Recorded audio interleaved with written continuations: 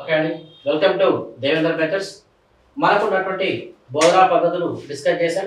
దీంట్లో student centred methods కూడా మనకున్నాయి. ఈ యొక్క ఫిజికల్ సైన్స్ మెథడాలజీలో భాగంగా టీచర్ సెంటర్డ్ మెథడ్లో lecture method, lecture come demonstration method, historical method అని చెప్పి ఆ 3 టాపిక్స్ ఉన్నాయండి. ఈ స్టూడెంట్ సెంటర్డ్ మెథడ్లో హ్యూరిస్టిక్ మెథడ్ అంటే ఏంటి, ప్రాజెక్ట్ మెథడ్ అంటే ఏంటి, problem solving method, laboratory method, అదేవిధంగా మనకు ఉన్నటువంటి దాంట్లో టీమ్ టీచింగ్ అంటే ఏంటి, ప్రోగ్రామ్ లెర్నింగ్ అంటే ఏంటి అనేటటువంటి టాపిక్స్ స్టూడెంట్ సెంటర్ మెథడ్లో ఉన్నాయండి. దాంట్లో ఒక్కొక్క టాపిక్ గురించి డిస్కస్ చేద్దాం. దాంట్లో మనకు ఉన్నటువంటి ఫస్ట్ టాపిక్ ఏంటంటే అన్వేషణ పద్ధతి. దాన్ని హ్యూరిస్టిక్ మెథడ్ అని చెప్పి అంటారు. ఏమంటారంటే హ్యూరిస్టిక్ మెథడ్.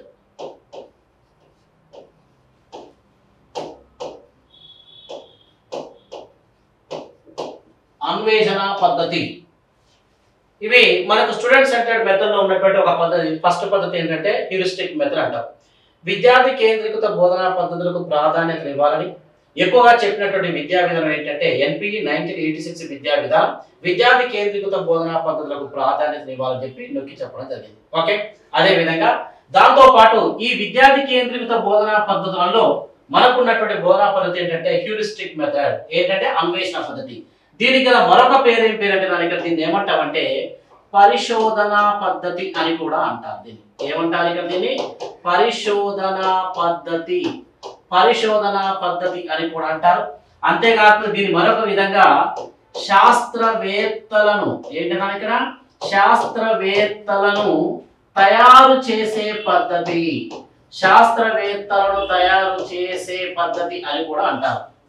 చూడండి ఒకసారి, ఈ యొక్క అన్వేషణ పద్ధతిని పరిశోధన పద్ధతి అని కూడా అంటారు, శాస్త్రవేత్తలను తయారు చేసే పద్ధతి అని కూడా అంటారు. దీన్ని ఈ యొక్క 2 విధాలుగా పిలవచ్చు. మరి ఈ యొక్క అన్వేషణ పద్ధతిని ఇంగ్లీష్ లో ఏమంటాము దీన్ని అంటే, ఆంగ్లంలో ఏమంటామంటే హ్యూరిస్టిక్. ఏమంటాం? హ్యూరిస్టిక్ మెథడ్ అంటాం. ఏమంటాం దీన్ని? హ్యూరిస్టిక్ మెథడ్ అని చెప్పి అంటారు. అంటే హ్యూరిస్టిక్ అనేటటువంటి ఆంగ్ల పదం, అన్వేషణ పద్ధతిని ఏమంటారు ఇంగ్లీష్ లో అంటే హ్యూరిస్టిక్ మెథడ్ అని చెప్పి అంటారు. హ్యూరిస్టిక్ అనేటటువంటి ఆంగ్ల పదం, ఏ పదం అండి ఇది? హ్యూరిస్టిక్ అనేటటువంటి ఆంగ్ల పదం ఎక్కడి నుంచి రాబట్టడం జరిగింది అంటే ఇక్కడ హ్యూరిస్కో. ఏంటి ఇక్కడ హ్యూరిస్కో అనేటటువంటి ఏ పదం ఇది అంటే గ్రీకు పదాల నుంచి ఉద్భవించింది. చూడండి అమ్మా, ఒకసారి ఎగ్జామ్ పాయింట్ ఆఫ్ ఎలా అడుగుతారంటే హ్యూరిస్టిక్ అనేది ఒక అని అడిగి ఇవ్వవచ్చు.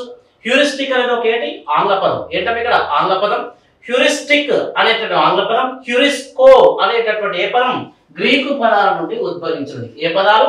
గ్రీకు పదాల నుంచి ఉద్భవించింది.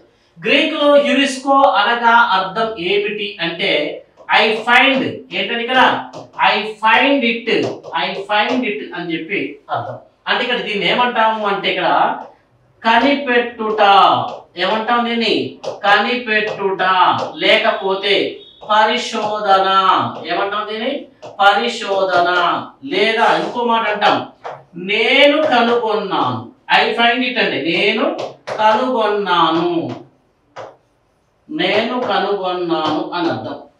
ఇక్కడ ఏంటి ఇక్కడ ఈ యొక్క హ్యూరిస్కో అంటే గ్రీక్ లో హ్యూరిస్కో అంటే అర్థం ఏంటి ఇక్కడ కనుక్కొనుట అనొచ్చు, కనిపెట్టుట అనొచ్చు. అంటే మనకు ఉన్నటువంటి స్కూల్ అసిస్టెంట్ ఫిజికల్ సైన్స్ మెథడాలజీలో ఇలానే ఉంటుంది, కనిపెట్టుట లేక పరిశోధన చేయుట అని ఉంటుంది. మరి పరిశోధన అంటే రీసెర్చ్ కదా సార్ అంటే అదేం కాదు, ఇది కూడా అర్థం వస్తుంది, పరిశోధన అని కూడా వస్తుంది. అంటే పరిశోధన చేసి కనిపెట్టుట, కనుక్కొనుట, నేను కనుగొన్నాను, కనుక్కొనుట అంటే కనిపెట్టుట, పరిశోధన అనేటువంటి పదాలు వస్తాయి. ఇక్కడ ఇంగ్లీష్ లో మాత్రం ఐ ఫైండ్ లేక ఐ ఫైండ్ ఇట్ ఎలా అయినా ఓకే. ఇవి దీనికి సంబంధించిన విషయం మీద. మరి ఈ యొక్క హ్యూరిస్టిక్ ఈ యొక్క పద్ధతికి దీనికి పితామహుడు ఎవరు? హ్యూరిస్టిక్ పద్ధతిని అమల్లోకి తీసుకొచ్చిన వ్యక్తి ఎవరు? హ్యూరిస్టిక్ పద్ధతిని ఈ యొక్క భౌతిక శాస్త్రంలో ఎలా ప్రవేశపెట్టారు, ఎవరు ఎక్కువ కృషి చేశారంటే దీనికి పితామహుడు ఎవరంటే నన్ను ఇక్కడ హెచ్ఈ. ఎవరైనా హెచ్ఈ ఆర్మ్స్ట్రాంగ్ అనేటటువంటి వ్యక్తి. ఎవరైనా హెచ్ఈ ఆర్మ్స్ట్రాంగ్ అనేటటువంటి వ్యక్తి. మరి హెచ్ఈ ఆర్మ్స్ట్రాంగ్ ఎవరు సార్ ఇతను అంటే ఈ యొక్క హ్యూరిస్టిక్ పద్ధతికి పితామహుడు అని చెప్పుకోవచ్చు. ఈ యొక్క ఆర్మ్స్ట్రాంగ్ ఎవరు సార్ ఇతను అంటే ఇతను లండన్ నగరంలో ఒక ఇన్స్టిట్యూట్, ఒక సంస్థ ఉందండి. ఆ సంస్థ పేరు ఏం పేరు అంటే గిల్డ్స్ అనేటటువంటి సంస్థ.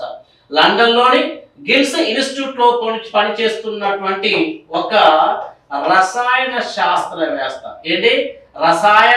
రసాయనిక శాస్త్రవేత్త. ఎవరైనా? ఆర్మ్స్ట్రాంగ్. రసాయనిక శాస్త్రవేత్త. చూడండి ఒకసారి, రసాయనిక శాస్త్రవేత్త అంటే హెచ్ఈ ఆర్మ్స్ట్రాంగ్. చూడండి ఒకసారి, హ్యూరిస్టిక్ అన్వేషణ పద్ధతిని ఏమంటారు? శాస్త్రవేత్తలు తయారు చేసే పద్ధతి అని కూడా అంటారు. ఏమంటారు ఇక్కడ? శాస్త్రవేత్తలు తయారు చేసే పద్ధతి అంటారు. దీనికి మరొక పేరు అంతే కదా, అన్వేషణ పద్ధతి. దీన్ని పరిశోధన పద్ధతి అని కూడా అంటారు. అంతేకాకుండా ఈ యొక్క హ్యూరిస్టిక్ మెథడ్ ఏమంటారంటే కనుక దీన్ని ఏమంటారంటే, హ్యూరిస్టిక్ మెథడ్ అది ఆంగ్ల పదం. హ్యూరిస్కో అనేటటువంటి గ్రీకు పదాల నుండి ఉద్భవించినది. గ్రీకులో హ్యూరిస్కో అనగా అర్థం ఏంటంటే ఐ ఫైండ్ ఇట్ అని అర్థం. అంటే నేను కనుక్కొనుట, కనిపెట్టలేదా, నేను కనుగొన్నాను అని చెప్పి అర్థం. ఓకే, మరి ఈ పద్ధతికి పితామహుడు ఎవరంటే హెచ్ఈ ఆర్మ్స్ట్రాంగ్ అనేటటువంటి వ్యక్తి. ఇతను ఎవరు అంటే లండన్ లోని గిల్స్ ఇన్స్టిట్యూట్ లో పనిచేస్తున్నటువంటి ఒక రసాయన శాస్త్రవేత్త. ఈ బిట్ అడిగారంటే మన తెలంగాణ డిఎస్సీలో ఏమన్నారంటే హెచ్ఈ ఆర్మ్స్ట్రాంగ్ ఏ శాస్త్రవేత్త అని చెప్పి డైరెక్ట్ బిట్ అడిగాడు.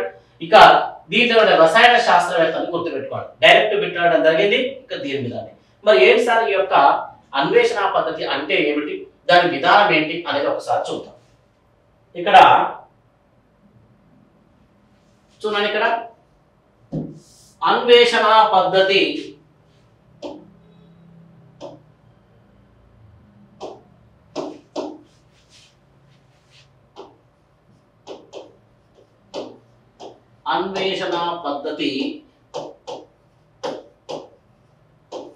దీన్ని దృష్టిలో పెట్టుకొని హెచ్ఈ ఆర్మ్స్ట్రాంగ్ ఏమన్నాడో చూద్దాం. హెచ్ఈ ఆర్మ్స్ట్రాంగ్ యొక్క ఆలోచన విధానం ఏంటి ఒకసారి చూద్దాం. హెచ్ఈ ఆర్మ్స్ట్రాంగ్ ఇతను ఏం చేశాడు? ఈ పద్ధతిని ఎప్పుడు తీసుకురావడం జరిగింది అంటే ఇతని యొక్క స్నేహితుడు ఉన్నాడు. ఒక స్నేహితుడు అంటే సహాయం చేసినటువంటి వ్యక్తి. ఎవరైనంటే జర్మనీ దేశానికి చెందినటువంటి ఒక వ్యక్తి ఉన్నాడు. ఎవరైనంటే మికిల్ జాన్ అనేటటువంటి వ్యక్తి. మికిల్ జాన్. కొన్ని బుక్లలో మైకేల్ జాన్ అని ఉంటుంది. ఈ యొక్క మనం ఉన్నటువంటి school of standard physical science మెథడాలజీలో మికిల్ జాన్ అనేటటువంటి పేరు ఉంటుంది. కొన్ని బుక్లలో మైకేల్ జాన్ అని కూడా ఉంటుంది. అలా కాకుండా ఎలా అయినా పర్వాలేదు. అయితే ఈ యొక్క అన్వేషణ పద్ధతిని తీసుకొచ్చిన వ్యక్తి ఎవరంటే మన యొక్క హెచ్ఈ ఆర్మ్స్ట్రాంగ్. ఈ అన్వేషణ పద్ధతి రావడానికి సహాయం చేసినటువంటి కొంతమంది వ్యక్తులను, ఆ కొంతమంది వ్యక్తులు ఒక వ్యక్తి ఎవరంటే జర్మనీ దేశానికి చెందినటువంటి వ్యక్తి మికిల్ జాన్ యొక్క సహకారం మేరకు ఈ యొక్క హెచ్ఈ ఆర్మ్స్ట్రాంగ్ అన్వేషణ పద్ధతిని ప్రవేశపెట్టడం జరిగింది. ఓకే, అయితే ఇక్కడ చూస్తున్నానా ఈ యొక్క ఆర్మ్స్ట్రాంగ్ యొక్క ఉద్దేశం ఏమిటి, అసలు ఎందుకు ఈ ఉద్దేశం ఏంటంటే ఇతని ఆలోచన ప్రకారం చూడండి ఒకసారి, విద్యార్థి అన్వేషకుడిగా మారితే,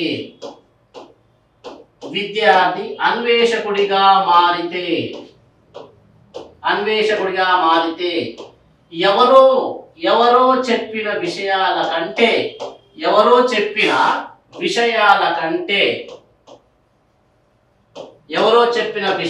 కంటే ఎక్కువ విషయాలు ఏంటి కదా, ఎక్కువ విషయాలు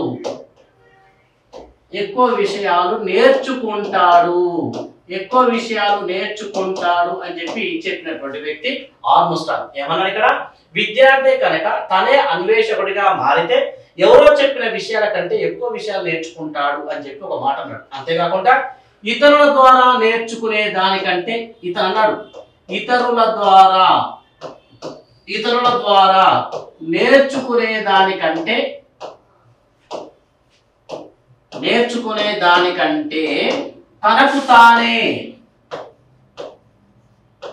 తనకు తానే అన్వేషకుడిగా మారితే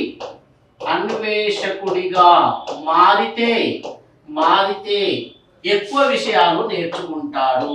ఏం నేర్చుకుంటాడు ఇక్కడ? ఎక్కువ విషయాలు నేర్చుకుంటాడు అని నమ్మినటువంటి వ్యక్తి తన యొక్క అభిప్రాయాన్ని వ్యక్తపరిచాడు. ఏమన్నాడు ఇక్కడ? విద్యార్థి అన్వేషకుడిగా మారితే ఎవరో చెప్పిన విషయాల కంటే ఎక్కువ విషయాలు నేర్చుకోగలుగుతాడు అని చెప్పన్నాడు. ఇతరుల ద్వారా నేర్చుకునే దానికంటే తనకు తానే అన్వేషకుడిగా మారి నేర్చుకుంటే బాగుంటుంది అన్నాడు. ఎందుకు అన్నాడంటే తనకు తానే కనుక ఎప్పుడైతే కనుక్కున్నప్పుడు విద్యార్థుల్లో నైపుణ్యాలు అభివృద్ధి చెందుతాయి. ఫస్ట్ ఏంటి ఇక్కడ నైపుణ్యాలు అభివృద్ధి చెందుతాయి. విద్యార్థులలో పరిశీలన శక్తి అభివృద్ధి చెందుతుంది.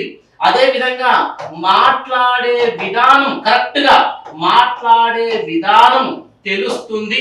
కష్టపడేటటువంటి తత్వం అలవడుతుంది కాబట్టి విద్యార్థికి తనకు తానే నేర్చుకోవాలని చెప్పి చెప్పడం జరిగింది. ఏమన్నాడు ఇక్కడ నైపుణ్యాలు అభివృద్ధి చెందుతాయి, విద్యార్థుల్లో పరిశీలన శక్తి పెరుగుతుంది, మాట్లాడేది అంటే ఖచ్చితంగా ఎలా మాట్లాడాలి ఏంటి అని చెప్పి మాట్లాడే విధానం తెలుస్తుంది, కష్టపడే తత్వం తెలుస్తుంది. కాబట్టి విద్యార్థి తనకు తానే కనుక్కోవాలి. అదే విధంగా కనుక్కుంటే జ్ఞాన నిర్మాణం జరుగుతుందని చెప్పి ఎవరన్నారంటే ఈ యొక్క ఆర్మ్స్ట్రాంగ్ చెప్పడం జరిగింది. ఇంకో మాట కూడా అన్నాడు. ఎవరు ఈ యొక్క ఆర్మ్స్ట్రాంగ్ ఏమన్నాడు ఇతనంటే చూడండి ఒకసారి. ఇక్కడ ఆర్మ్స్ట్రాంగ్ యొక్క ఆలోచన ప్రకారం ఉపాధ్యాయుడు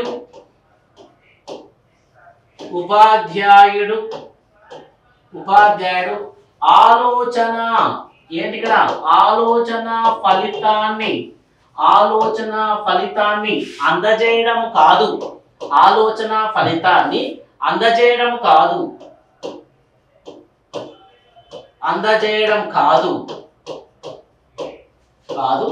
ఆలోచించే విధానాన్ని నేర్పాలి. ఆలోచించే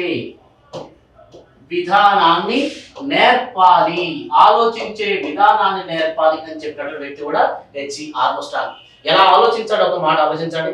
ఉపాధ్యాయుడు మన తరగతిలోకి వెళ్ళిన తర్వాత ఉపాధ్యాయుడు మన ఏదైనా కనుక్కునేటప్పుడు ఉపాధ్యాయుడు కొన్ని చెప్తుంటాడు. పిల్లలు కొంతమంది కొద్దిగా స్పాట్లో కొంతమందికి స్టోరీ నేర్చుకుంటే రాకపోవచ్చు, కానీ ఉపాధ్యాయుడు ఆ పాటలో నేర్చుకో ఒక్కొక్కసారి ఆ ప్రాబ్లం సంబంధించి వెంటనే సమస్యను సాల్వ్ చేస్తాడు.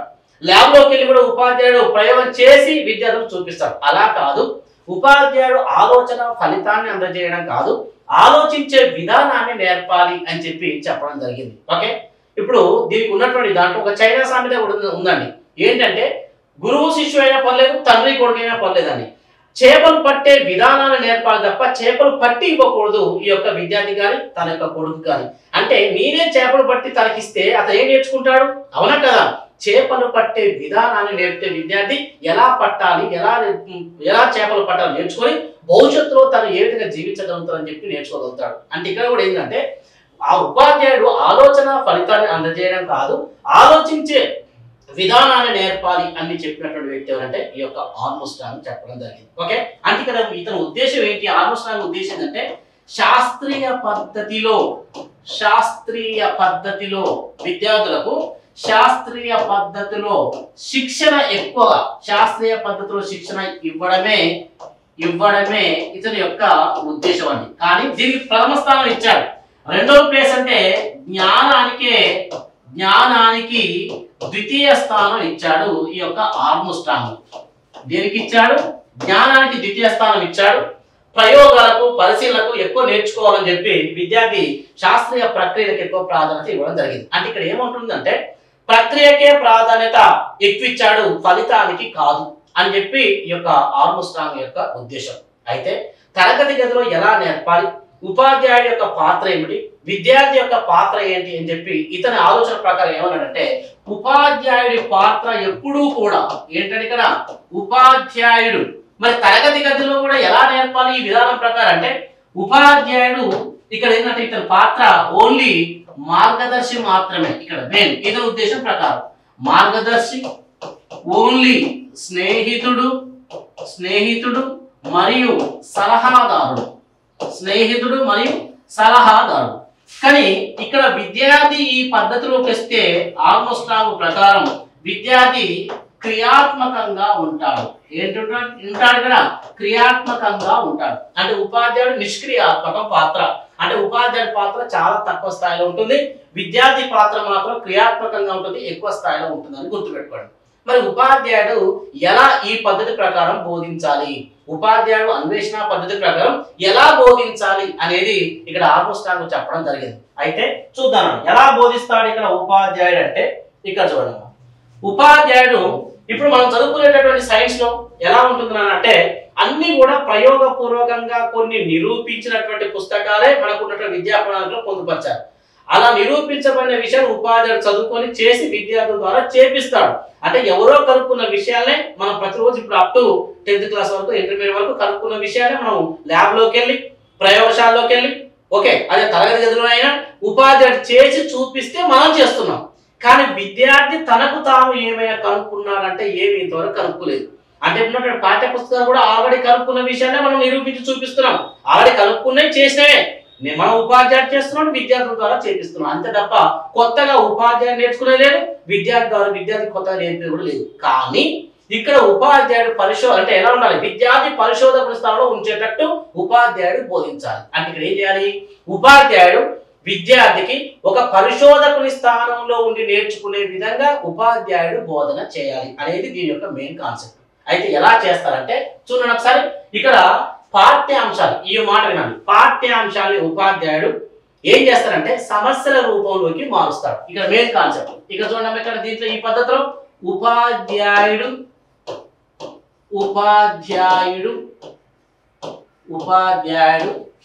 పాఠ్యాంశాలను సమస్యల రూపంలోకి మార్చి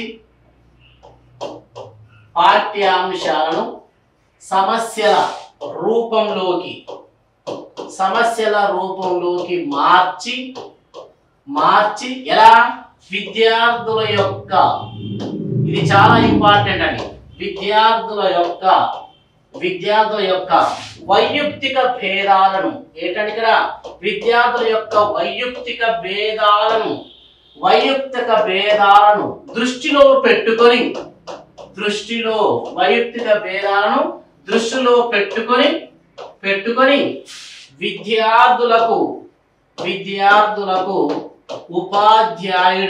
విద్యార్థులకు ఉపాధ్యాయుడు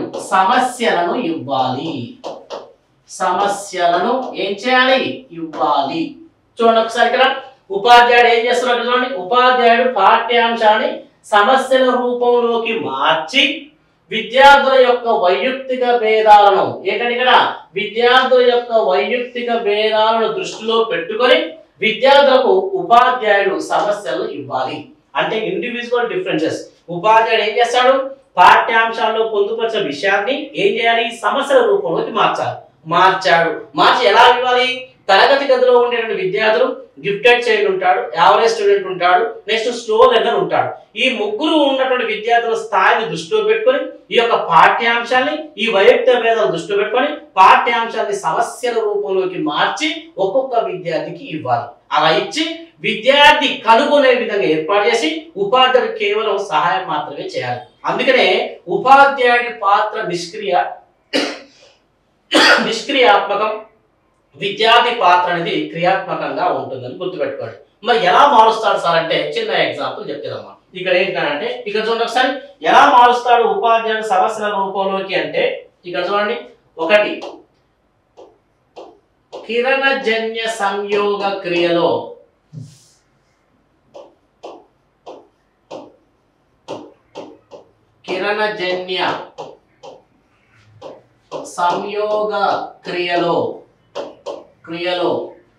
ఆక్సిజన్ కిరణజన్య సంయోగ క్రియలో ఆక్సిజన్ వాయువు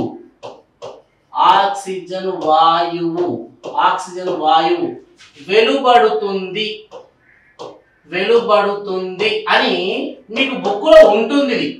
కిరణజన్య సంయోగ క్రియలో ఆక్సిజన్ వాయువు వెలువడుతుంది అని ఉంటే ఇక్కడ ఈ మ్యాటర్ని ఉపాధ్యాయుడు ఏం చేయాలి, దీనిని సమస్యల రూపంలోకి మార్చాలి. ఎలా మార్చాలి చూడండి ఒకసారి, సమస్యల రూపంలోకి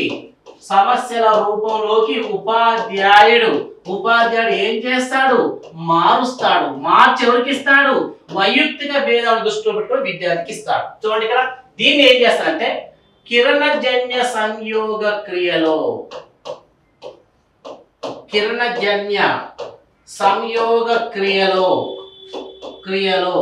ఏ వాయువు వెలువడుతుంది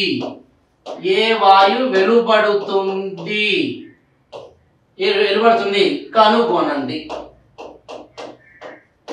ఇది కొన్ని ఎగ్జాంపుల్. ఆ విధంగా లేదు ఇంకొక మాట్లాడు, ఇక్కడ ఏంటంటే సున్నపు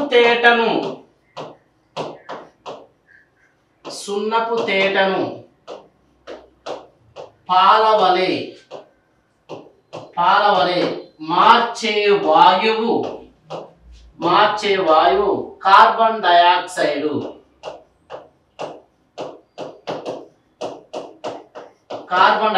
అని మీద పాఠ్యాంశాలు ఉంటుంది. దీన్ని సమస్యల రూపంలోకి ఎలా మారుస్తాడు? సున్నపు తేటను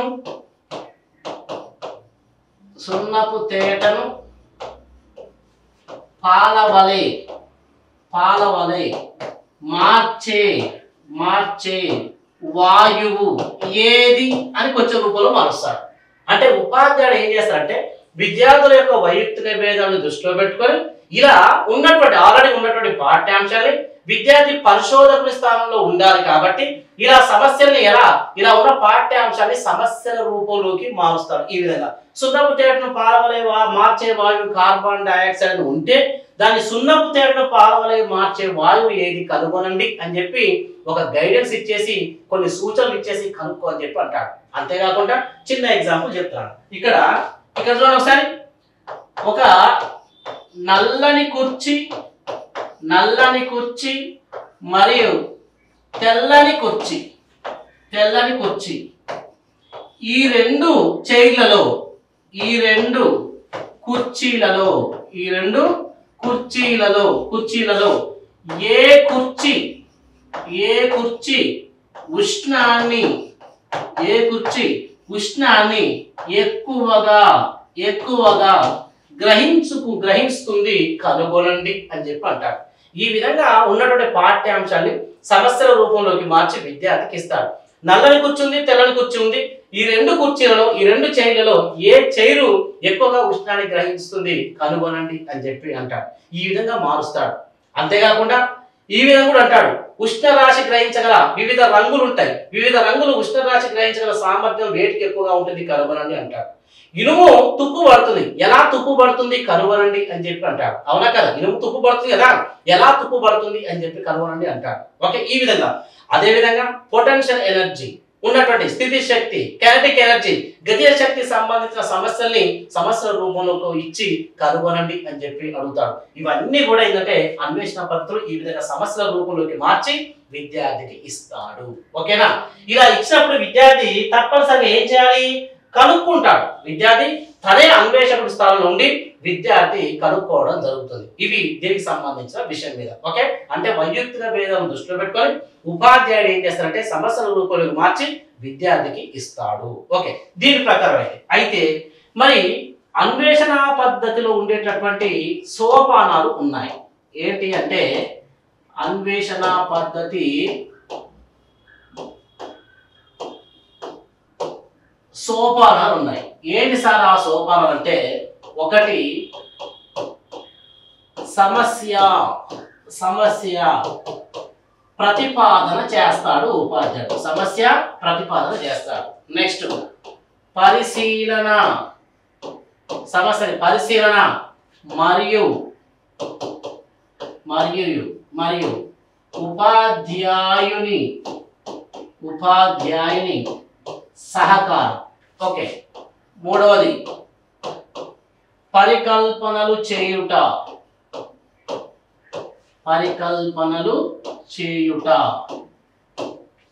తర్వాత పరికల్పనలు నిరూపణ చేయుట.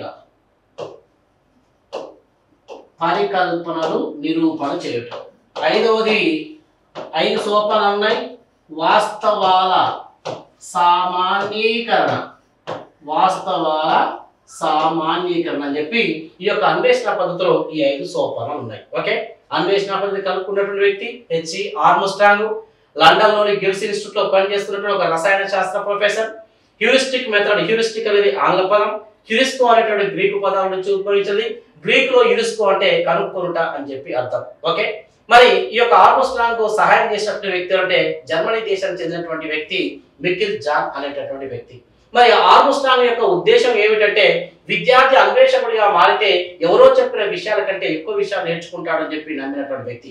అంటే ఎక్కువగా ఈ యొక్క ఆర్మ్స్ట్రాంగ్ శాస్త్రీయ పద్ధతిలో శిక్షణ ఇవ్వడానికే ప్రాధాన్యత ఇచ్చాడు. జ్ఞానానికి ద్వితీయ స్థానం ఇవ్వడం జరిగింది. అంటే ఇక్కడ ఏమన్నాడు, ఉపాధ్యాయుడు నిష్క్రియాత్మక పాత్ర పోషించాలి, విద్యార్థి అన్వేషకుడి స్థానంలో ఉండాలి, ఇతరుల నుంచి విషయాలు నేర్చుకునే బదులు తనకు తానే కనుక్కుంటే బాగుంటుంది కదా అని చెప్పి నమ్మినటువంటి వ్యక్తి ఈ యొక్క ఆర్మ్స్ట్రాంగ్. అంటే ఉపాధ్యాయుడు తరగతిలోకి వచ్చిన తర్వాత ఆలోచన ఫలితాన్ని అందజేయడం కాదు, ఆలోచించే విధానాన్ని నేర్పాలి అని నమ్మినటువంటి వ్యక్తి ఈ యొక్క ఆర్మ్స్ట్రాంగ్ యొక్క ఆలోచన పర్ఫెక్టే ఉంది. ఇలా మనకున్నటువంటి దాంట్లో ఈ యొక్క ఉపాధ్యాయుడు పాఠ్యాంశాలని సమస్యల రూపంలోకి మార్చి వైయక్తిక భేదాలను దృష్టిలో పెట్టుకొని ఒక్కొక్క విద్యార్థికి కొన్ని సమస్యల రూపంలోకి మార్చి ఇవ్వాలి. ఆ సమస్యలు ఏంటి కూడా మీకు ఆల్రెడీ రాశారు. ఏంటి ఆ సమస్యలు అంటే కూడా ఒకసారి చూడండి. ఒకసారి ఏం రాసిన సమస్యలు అంటే చూడండి, ఉపాధ్యాయుడు పాఠ్యాంశాలను సమస్యల రూపంలోకి మార్చి విద్యార్థుల యొక్క వైయక్తిక భేదాలను దృష్టిలో పెట్టుకొని విద్యార్థులకు ఉపాధ్యాయుడు సమస్యలు ఇవ్వాలి. ఏ సమస్యలు ఇవ్వాలి చూడండి ఒకసారి.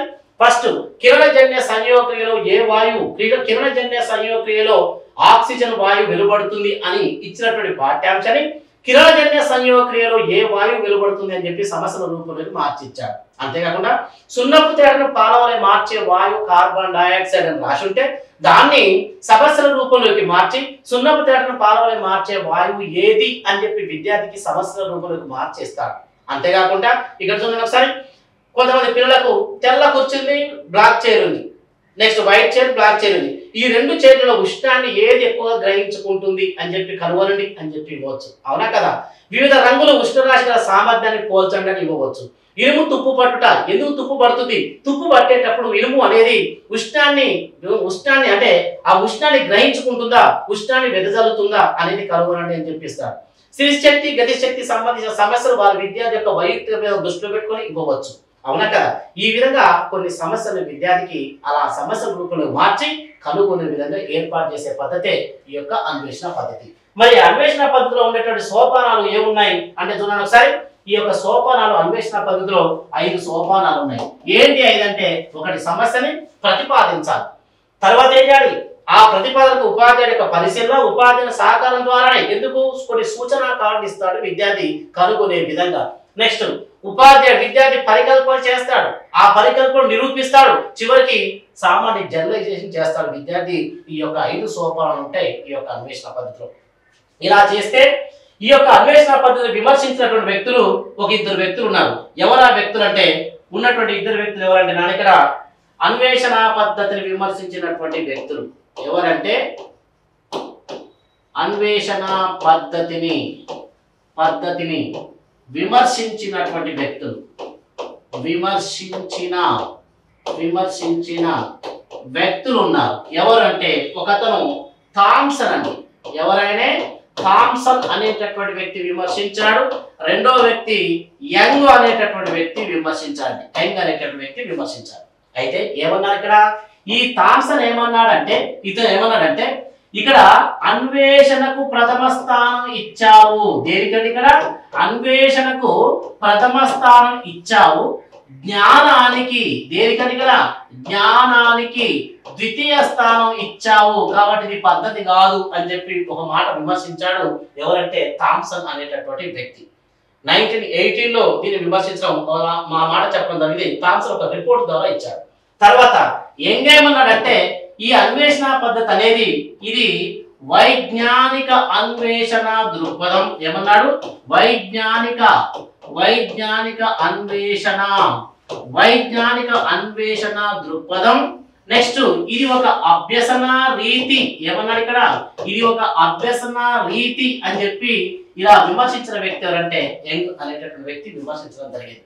కానీ దీన్ని సమర్థించినటువంటి వ్యక్తి ఒక వ్యక్తి ఉన్నాడండి. దీన్ని ఎవరు సమర్థించారు? అన్వేషణ పద్ధతి అని చెప్పి అడుగుతాడు. సమర్థించినటువంటి వ్యక్తి ఎవరు అంటే వెస్టవే. ఎవరైనా వెస్టవే అనేటటువంటి వ్యక్తి దీన్ని సమర్థించాడు. ఏమన్నాడు తెలుసా? విద్యార్థి నేర్చుకునే పద్ధతులలో అభ్యాసకుణ్ణి తీర్చిదిద్దడమే ఇది ఒక అన్వేషణ పద్ధతి కాబట్టి ఇది సమర్థించి ఇది కరెక్ట్ అయినటువంటి పద్ధతి అని చెప్పిన వ్యక్తులు అంటే ఈ యొక్క వెస్టవే అనేటటువంటి వ్యక్తి ఏమన్నాడు, నేర్చుకునే పద్ధతులలో అంటే కొన్ని శాస్త్రీయంగా కొన్ని పద్ధతులు ఉంటాయి, ఆ నేర్చుకునే పద్ధతుల్లో అభ్యాసకుని తీర్చిదిద్దడమే ఈ యొక్క అన్వేషణ పద్ధతి కాబట్టి ఇది తప్పనిసరిగా మంచి పద్ధతి అని చెప్పి సమర్థించినది ఎవరంటే ఈ యొక్క ఎఫ్డబ్ల్యూ వెస్టవే అనేటటువంటి వ్యక్తి దీన్ని బాగా సమర్థించడం జరిగింది. అప్పుడు ఈ యొక్క ఆర్మ్స్ట్రాంగ్ ఆలోచించి ఒక మాట చెప్పాడు. ఏమన్నాడు ఈ యొక్క ఆర్మ్స్ట్రాంగ్ అంటే అన్వేషణ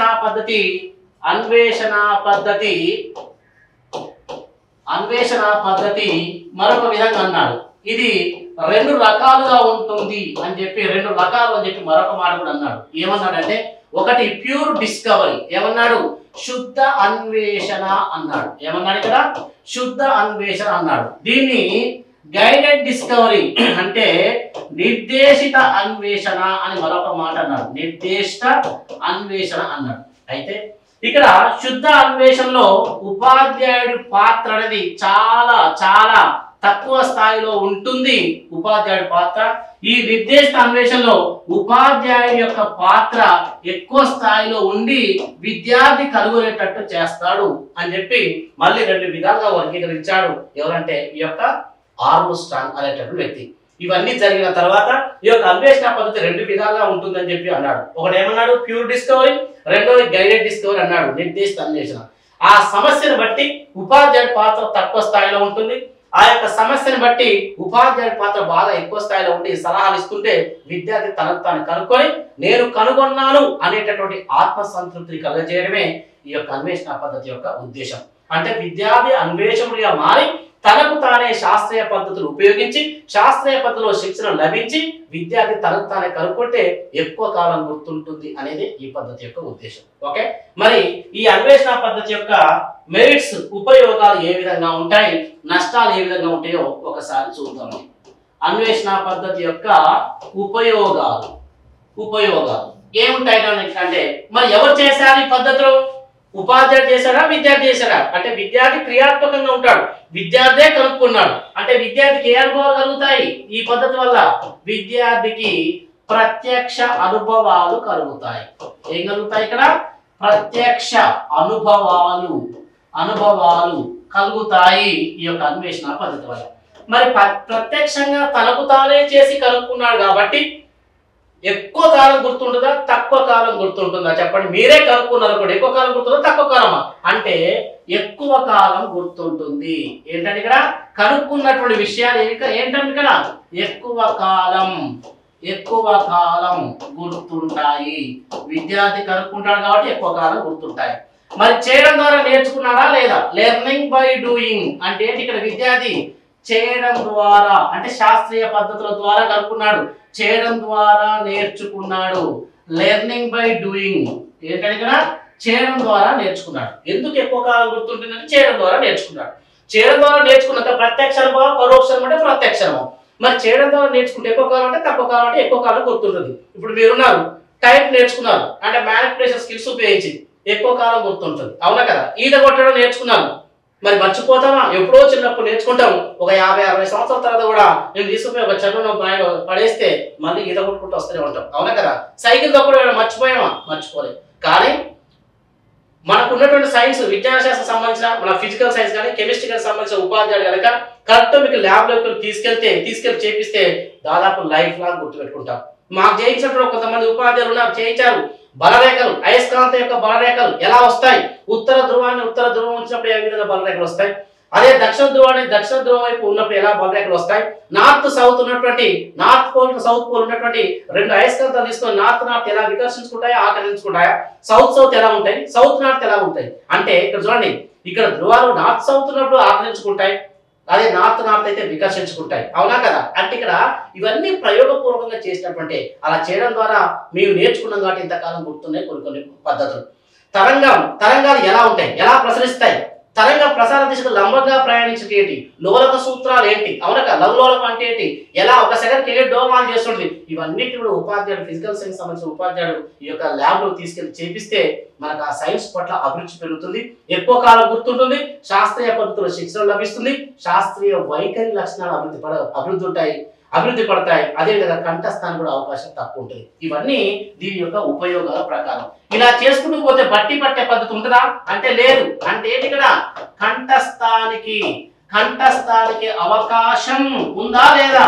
అవకాశం లేదు, బట్టి పట్టే పద్ధతే లేదు. నెక్స్ట్ విద్యార్థులలో ఎవరు ఎలా టాలెంట్ అని చెప్పి అంతర్గత సామర్థ్యాలు, విద్యార్థులలో అంతర్గత సామర్థ్యాలు బయటపడతాయి.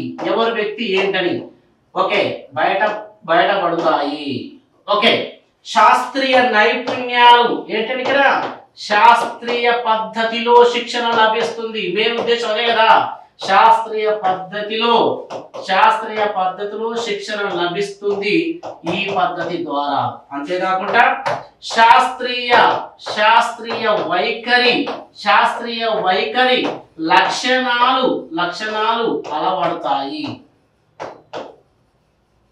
చూడండి ఒకసారి ఏమున్నాయి. ప్రత్యక్ష అనుభవాలు కలుగుతుంది, ఎక్కువ కాలం గుర్తుంటుంది, చేయడం ద్వారా నేర్చుకుంటాడు విద్యార్థి, నేర్చుకున్నాడు. కంఠస్థానికి అవకాశం లేదు. విద్యార్థుల్లో ఉండేటువంటి సామర్థ్యాలు ఏంటి, అంతర్గత సామర్థ్యాలు బయటపడతాయి. శాస్త్రీయ పద్ధతిలో శిక్షణ లభిస్తుంది, శాస్త్రీయ వైఖరి లక్షణాలు పడతాయి. విద్యార్థుల మధ్య సహకార భావన ఉంటుంది, ఉపాధ్యాయులకు విద్యార్థుల మధ్య సహకార భావన ఉంటుంది.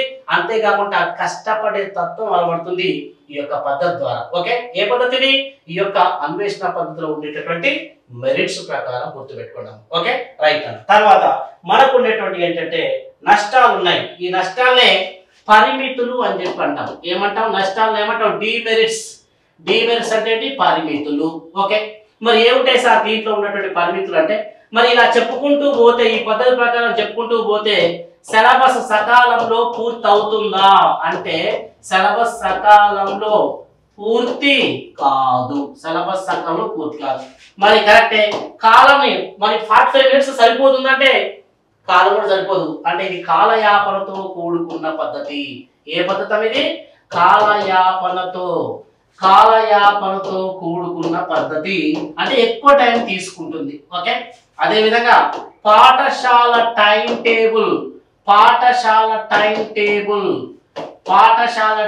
టేబుల్లో ఇమర్చడం. పాఠశాల టైం టేబుల్లో ఇమర్చడం కష్టం. అంటే పాటించడం కష్టం కాదు, ఇమర్చడం కష్టం. అంటే ఇక్కడ చూడండి ఒకసారి, పాఠశాల టైం టేబుల్ పాటించడం కష్టం అంటే ప్రాజెక్టు పద్ధతి ఉందండి. ఈ ప్రాజెక్టు పద్ధతిలో పాఠశాల టైం టేబుల్ పాటించడం కష్టం. ఎందుకంటే ఒక 2 days 3 days ఈ యొక్క సమాచార సేకరణకు బాహ్య ప్రదేశంలోకి సహజ వాతావరణంలోకి వెళ్ళిపోతారంటే పాటించడం కష్టం. ఇది ల్యాబ్ లో చేయొచ్చు, కొన్ని ప్రయోగాలు బట్టి తరగతిలో చేయొచ్చు. కాబట్టి 45 minutes 50 minutes అనగా ఇంకొక అర్ధ గంట ఎక్కువైనా పర్లేదు. కాబట్టి గంటైనా పర్లేదు. కాబట్టి పాఠశాల టైం టేబుల్ ఇమర్చడం కష్టం అని చెప్పి అంటాం. ఓకే కానీ కొద్దిపాటి ఖర్చుతో కూడుకున్న పద్ధతా కాదా అంటే కొద్దిపాటి ఖర్చుతో కూడుకున్నటువంటి పద్ధతి ఈ యొక్క అన్వేషణ పద్ధతి. ఖర్చు ఉంటుంది, మరి వనరులు కూడా అందుబాటులో ఉండాలా ఉండకూడదా అంటే వనరులు అందుబాటులో ఉండకపోవచ్చు. మీరు ఏ పాట చేశారండి? అప్ టు 10th class దాకా వచ్చినప్పుడు 10th class 8th class 9th class 10th class మీ ఉపాధ్యాయుడు, మీ యొక్క సైన్స్ ఉపాధ్యాయుడు ఎన్ని ప్రయోగాలు చేయించాడు చూపించండి. దాదాపు నాకు తెలిసి 1, 2, 3 కంటే ఎక్కువ చేయించారు. కొంతమందికి అసలే చేయించలేదు. ఇప్పుడు నా వీడియో వింటున్నారు, ఇక మాకైతే అసలే చేయించలేదు అని చెప్పాడు కొంతమంది. అవునా కదా? దాదాపు చేయించలేదండి, చాలా మందికి చేయించలేదు. మేము చదువుకున్నటువంటి రోజుల్లో 1, 2 ప్రయోగాలు చేయించారు. అంటే వనరులు అందుబాటులో ఉండకపోవచ్చు. ఓకేనా? వనరులు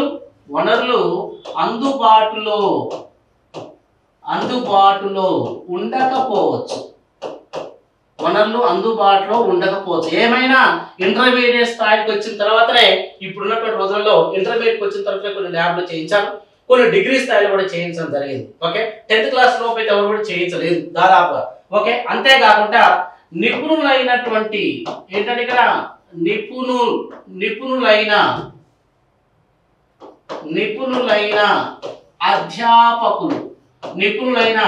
అధ్యాపకులు దొరకడం కూడా కష్టం.